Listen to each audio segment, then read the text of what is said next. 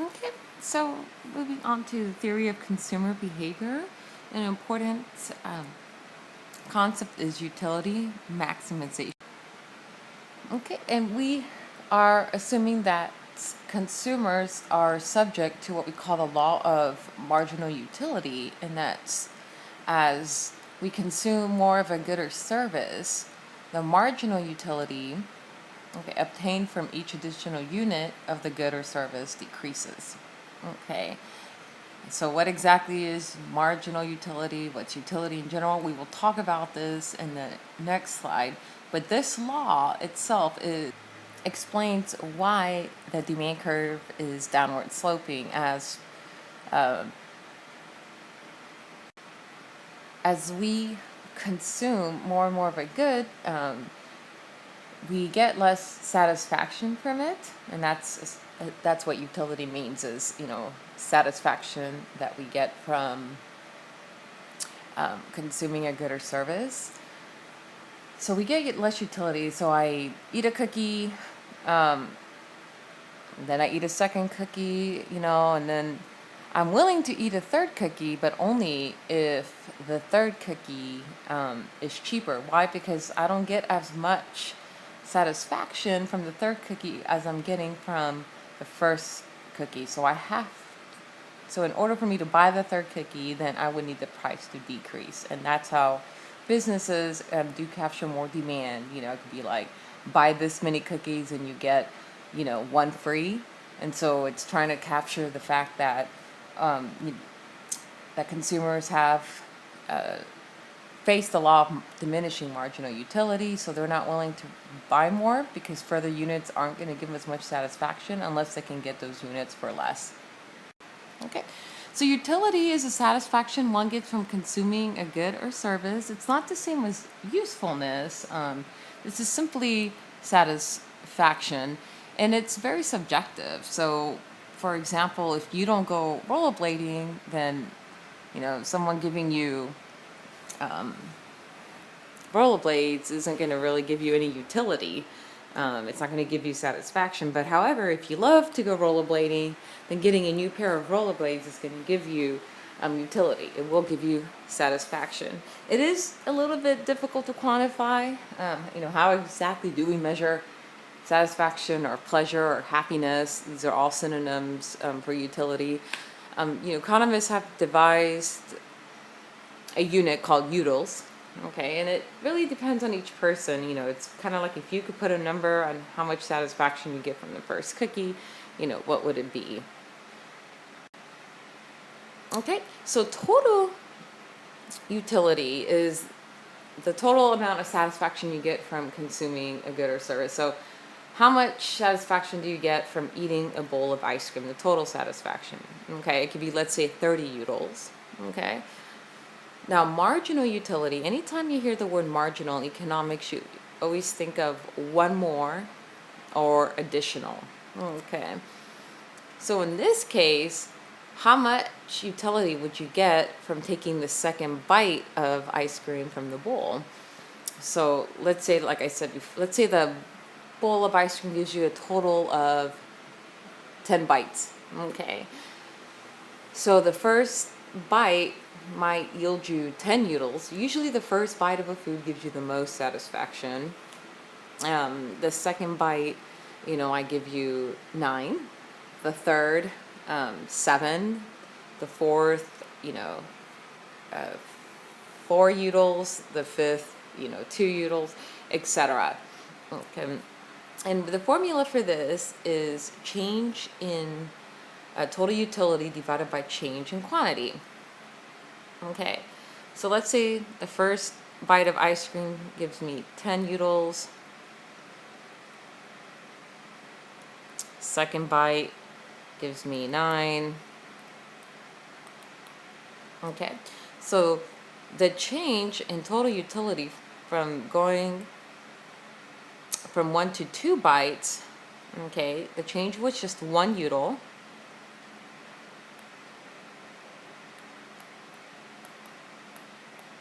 And the change in total quantity, it was just 1 bite, so the quantity is 1. So it'll be 1. Okay. Let's say going from 2 to 3, Let's say the third buy gives us 7 utils.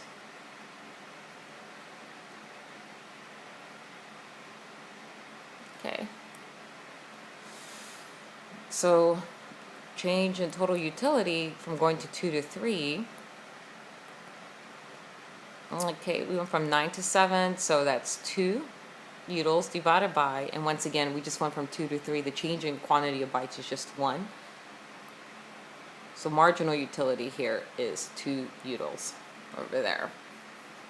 And this is important because this, marginal utility will let us know when either price has to drop in order for a consumer to demand more, or just when a consumer stops consuming altogether. Let's say, I consumed all my utility in the first bowl of ice cream, but the second bowl, if I were to take a bite from the second bowl, let's say, the utility can be negative, and that would be displeasure, dissatisfaction. And if I were to take that bite, let's say my utility is -2, that means I won't eat that second bowl of ice cream because it's not giving me pleasure or satisfaction anymore. And I think many of us have been there where maybe we overate a little bit, it didn't feel so good, and kind of regretted it. All right, and if we were to put this in graph form, okay, so total utility would be the first graph over here, and marginal utility would be the bottom graph. Okay, so going from 0 to 1 taco, okay, if we have 0 tacos, then we have 0 utility, but the first taco gives us 10 units, or 10 utils rather, excuse me. So marginal utility, okay, it's change in total utility divided by change in quantity. So it would be change in total utility, change in quantity. So total utility went from 0 to 10, so 10, divided by, and then from 0 to 1, the change in quantity is 1. So it'll be 10. Marginal utility is 10.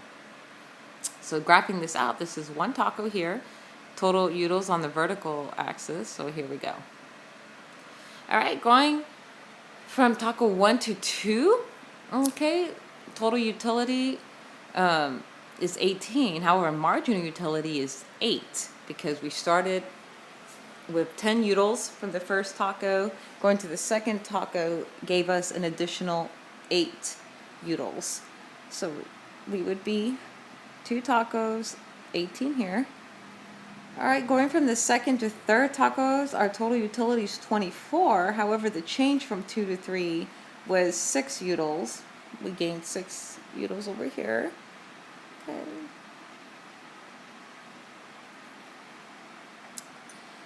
Going from 3 to 4, okay, our total utility is 28, but the change in total utility was 4 utils.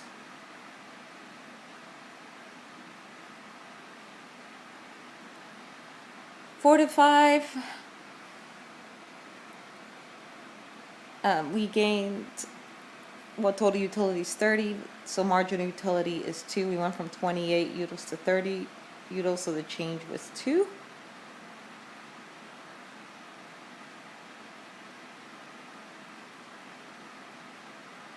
Okay, going from 5 to 6, total utils did not change. We didn't gain any satisfaction from the 6th taco. It stayed the same.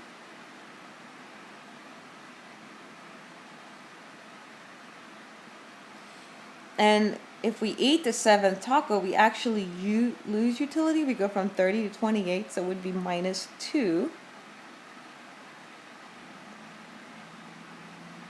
Okay.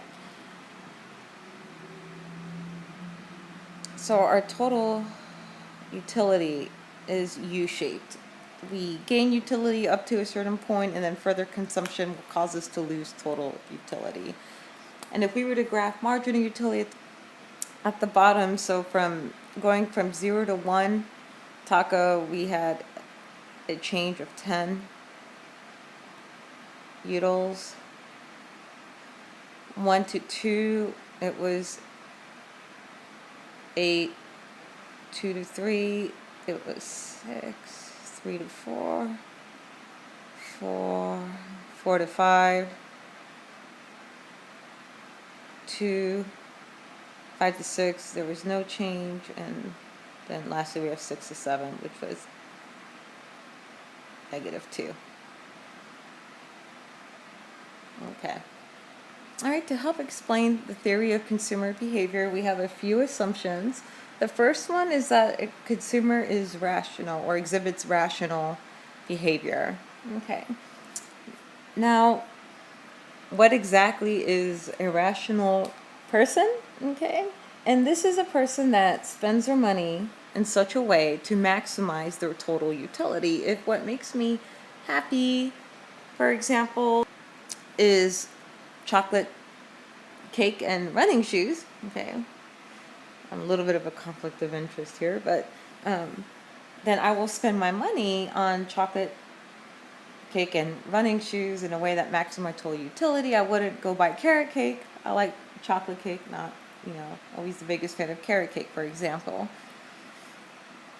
So a rational consumer is a consumer that spends their money in a way that maximizes your utility. So you might see that you spend your money or your income in a different way than your friends, because y'all have different interests. Your interests give you different levels of utils, so you will spend your money in a way that maximizes your utility. Also, this is going on to number 2, is that each consumer has clear-cut preferences for the goods and services that are available in the market. Okay. So, you might like Nike shoes, your friend might like Adidas shoes, someone else might like Saucony running shoes, for example.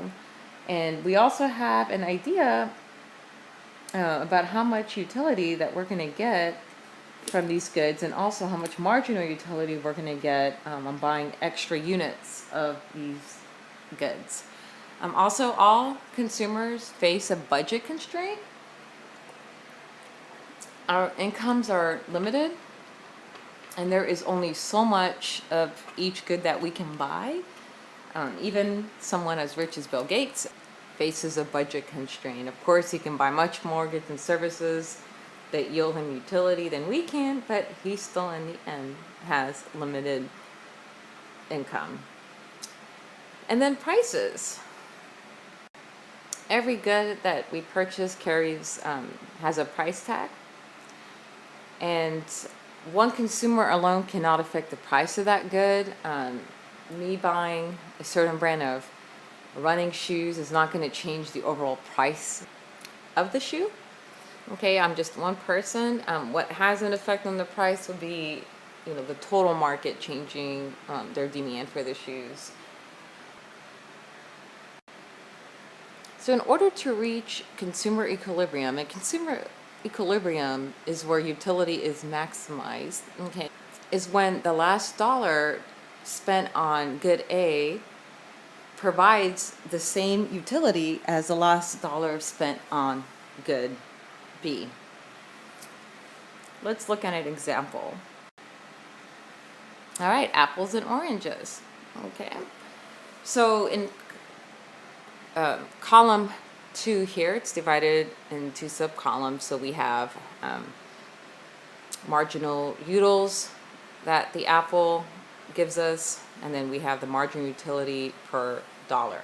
Okay, so the first apple will give us, let's say, 10 utils, the second 8, the third 7, the fourth 6, etc.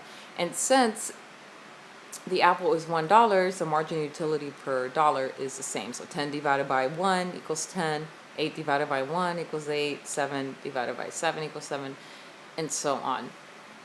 Okay, and we can see in column 3, okay, the subcolumns, we have the marginal utility of oranges, and then we have the marginal utility per dollar. Okay, so the first orange gives us 24 utils, the second orange gives us 20, the third orange gives us 18, etc. And then we divide the marginal utility by the price in order to get the marginal utility per dollar. So the first orange is 12, the second is 10 utils per dollar, The third is 9 utils per dollar, etc. Okay, so why do we divide marginal utility per dollar? It's easy to say, for example,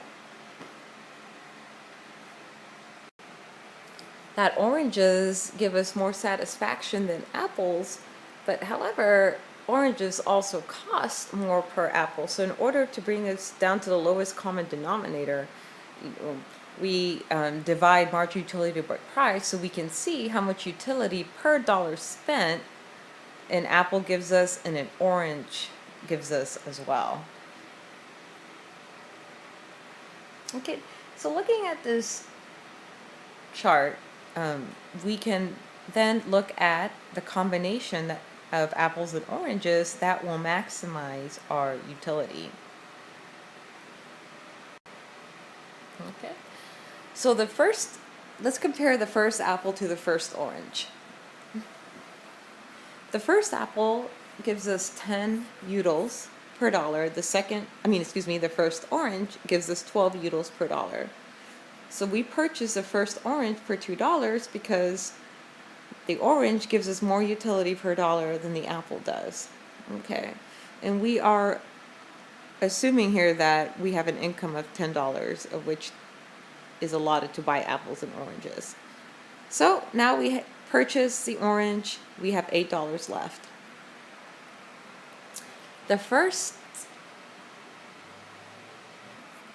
Alright, so we've already bought an orange, so now we're looking at, should we buy an apple? We still haven't bought an apple, so should we buy that first apple or should we buy a second orange?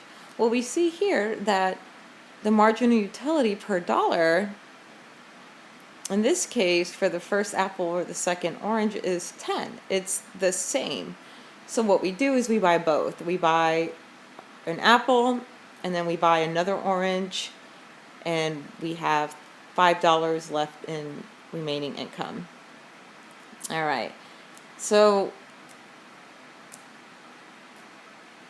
looking to maximize our utility of apples and oranges, we keep on shopping. The second apple would yield us 8 utils. The third orange would give us 9 utils. So which one would we purchase in this case?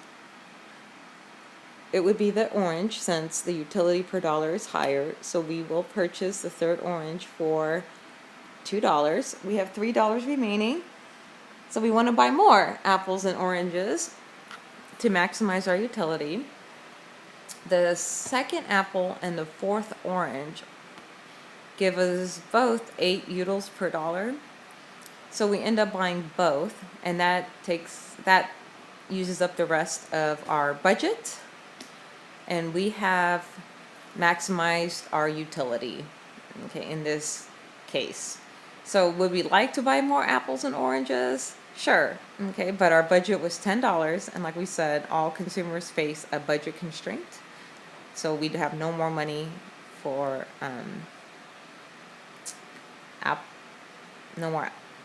apples or oranges. So we end up with $10, 2 apples and 4 oranges. That is the combination that has maximized our utility. Okay. Let's derive the demand curve for oranges. Let's say at $2, as we saw in the previous example, we bought 4 oranges, but if oranges were to go from $2 to $1 per orange, then we would demand 6. Okay, we're going to see 2 effects that are happening here, and that explain why the demand curve is downward sloping. That's the income and substitution effect. All right, so there's 2 effects that are happening here. The first one is the income effect. Okay, our income, let's say, necessarily might not change, but a change in price of the goods and services we buy has an effect on our real income. Again, our real income is how many goods and services can we buy with our salary. So if I buy coffee every day and the price of coffee goes down, then I can buy more coffee. It's almost like my income has gone up. My income hasn't changed, but the fact that the good that I buy is cheaper makes it possible for me to buy more of that good. It's almost like getting a pay raise because I can now purchase higher quantities. And then the opposite is also true. Our income may not change, but the price of the goods and services we buy increases, and it makes us feel like we are less well off because since things are more expensive, we can't buy as many quantities of those things. The second effect is a substitution effect. So let's say every day, or not so much every day, let's say every week I buy 2 Cokes and 2 Dr. Peppers. Let's say they are each $1. Okay. Let's say Dr. Pepper goes on sale for 50 cents. So now it makes Coke seem very expensive relative to Dr. Pepper. So I start buying more Dr. Peppers and don't buy any Cokes. Both of these effects explain why the demand curve is downward sloping. Going back to our example with apples and oranges, okay.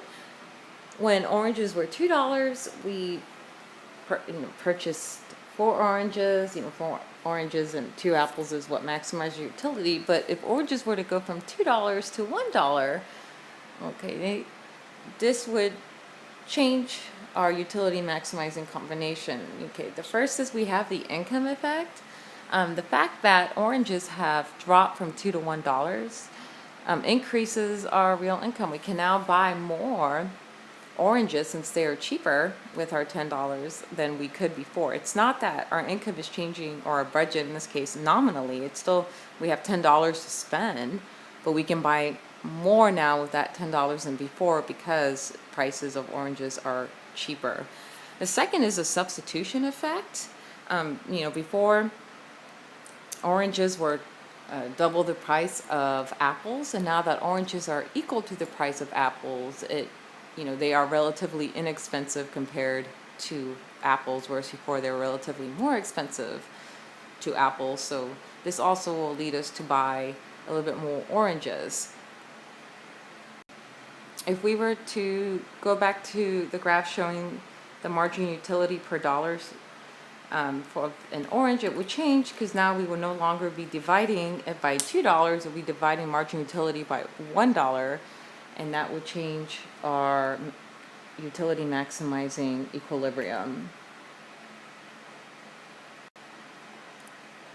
Okay, some applications when a new product hits the market, and especially when it's something that nobody has quite seen before, our perceived utility for that product, what we think it's going to give us, becomes quite high, and we really want to obtain that product. So an example is when the iPad first came out, it was different. We haven't had a tablet before. It was either, you had a cell phone or a laptop, but we didn't actually have a tablet that we could, touch screen, listen to music on, be so portable, etc. So the utility of owning an iPad is quite high. And we see this too, especially during Christmas time when there's that one new video game everybody wants. The perceived utility is very high, and so people get a lot of utility once they acquire that product. Now, usually the utility from acquiring a second product is much lower. So if I have an iPad, which I'm using right now for these lectures, getting a second iPad won't really give me utility. Actually, for me, it would be disutility because it's just going to take up more space. I don't need 2 iPads, but having one does give me a lot of utility. Also, if a new tablet comes out that I think is a much better tablet, then my utility for the iPad will be greatly diminished, because I'm perceiving the newer tablet to have a much higher total utility for me. Okay, let's look at the diamond water paradox. Okay, so we all know that diamonds are scarce and that they are very expensive, whereas water is scarce as well, but it seems to be more widely available than diamonds, and it's much cheaper. And the question economists posed is, why does a good such as diamonds that aren't really useful give us so much utility, whereas per dollar, whereas a good such as water does not, that is a necessity to survive, does not give us so much utility per dollar. And that's why they call it a paradox. Essentially, because water is more available, our marginal utility for additional water is much lower. Because water is cheaper, whereas our marginal utility for a diamond is much higher because diamonds are more scarce and harder to acquire. All right, so opportunity, cost, and time. Putting a value to our time and trade-off. So for example, let's say you can either take an extra shift working and you could earn $80, or you can go have dinner with friends and watch a movie instead.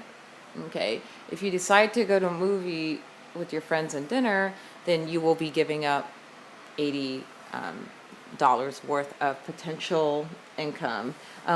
Why do students only work part-time or don't work at all so they can finish school in 4 years? It's because we conclude that the utility from a higher income in the future from having a degree will be much higher than a lower income that we could have now, but it won't be as high in terms of salary because we lack the education to earn that higher income. Medicare care purchases. When we have insurance, when consumers have insurance, they tend to go to the doctor much more often. Why? Because we do pay a monthly fee for insurance, but the actual cost of the health care when we go to a doctor, insurance covers depending on what level of coverage you have, but let's say plus or minus, 80% plus or minus 10%. And so since we're not paying the full price tag of the cost of that health care, we tend to go to the doctor more often whenever we have ailments or even just for regular checkups. A full panel of blood work can cost about $2,000 to $2,500. And so people are less likely to get, a full panel of blood work, screening for early diabetes, for example, or just diabetes in general, cholesterol levels, thyroid levels, etc. They would be less willing to go get their blood tested if they had to pay that full price. But since insurance covers a majority of it, then people are more likely inclined to go and get their yearly physical done and yearly blood tests done. How many of you prefer cash as a gift instead of a non-cash gift? Okay. I know they say it's, cash as a gift is a lot more impersonal, but economically it makes sense because what the gift that a person might give you may not give you as much utility that the person paying for the gift thought it would. So let's say you got a certain type of headphones for $100. They're not really what you would have bought yourself. For $100, let's say you would have bought another brand, and so the headphones that you were given as a gift, you would have only paid $50 for them, for example. So there's a loss of value that is incurred because of it. It would have made more sense for the gift giver to just give you $100 versus actually buying you something with it that doesn't quite match up with your preference. Okay, so criminal behavior, someone that engages in criminal activity is looking to maximize their utility. So we can see why poverty often leads to criminal activity because people that live in poverty have very small budgets, and they can't acquire a lot of goods and services, and so they resort to stealing, for example, or selling drugs to help acquire more goods and services. But most of us, don't resort to criminal activity. Why? Because we know that the cost of getting caught is very high. You might get away with stealing a couple items, but if you get caught, the cost of going to court, the cost of being in jail is extremely high. Plus, if it's on your record, the cost of finding a job in the future is very high as well. It's very hard to find a job with a criminal activity. So some economists argue that there should be harsher punishments for criminal activity, especially harsher punishments for theft, etc., to deter people when the cost seems to be just extremely high. Then people will not be likely to engage in criminal activity at all. All right, this concludes chapter 7.